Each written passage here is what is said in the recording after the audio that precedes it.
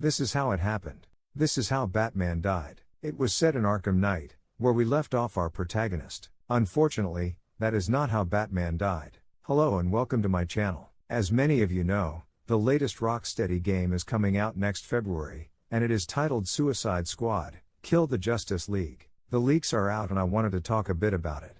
Before we go further, please note that I will be talking about the Arkham games and the upcoming Suicide Squad game that is part of the Arkham universe, and a bit about Gotham Knights, which means there will be many spoilers in this video.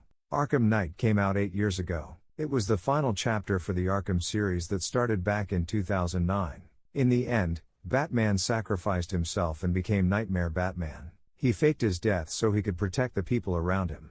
Bruce Wayne was dead, but Batman lived on. I was almost certain at the time that Batman would come back at some point, or we would get another superhero game from Rocksteady, where we can find Easter eggs about this version of Batman. From the leaks, we now know that Batman dies. Not heroically, not sacrificing himself to save others. No, by being brainwashed by Brainiac, and Harley just shoots him in the head. You can argue that the name of the game is Kill the Justice League and why people are shocked or getting angry because of this. It is in the title, Kill the Justice League. That is true, and I don't think it would be an issue if we had to kill a different version of Batman. We saw Batman die a couple of times through the years. He died twice in the Gotham Knights game, and people might not be happy about it, but it wasn't that much of a big deal. We weren't really attached to him, and we knew from the start that the game would not be about him.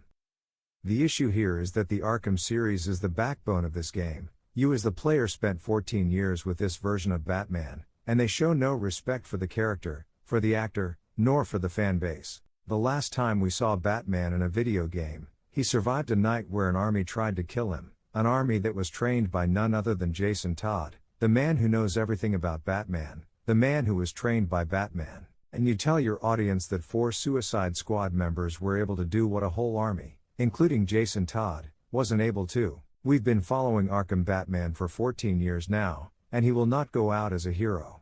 No, Harley making fun of him, then he shoots him. This is the Batman defeated 8 assassins including Deadshot and Deathstroke, and he won. There is no way that this Batman would lose against the Suicide Squad. He had so much worse thrown at him and was able to come out on top. This game should not take place in the Arkhamverse. It should be separated from it, or if it has to take place in the same universe, Batman should just be gone from the game.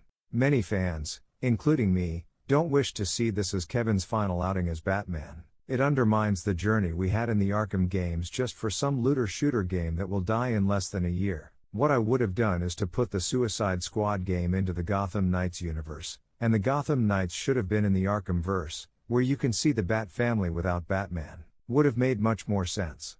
But we know this will not happen. You can argue that this was only an audio clip and maybe there is a plot where he comes back, but I doubt it. Even with contacts, it just feels bad. The sad reality is that we will never be able to hear Kevin as Batman ever again. This was his last performance and it was handled poorly, and that is why people are upset. Even if in the end Flash somehow goes back in time and fixes everything, the damage is already done.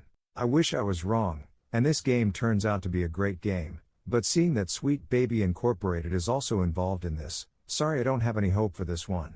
Thank you for listening.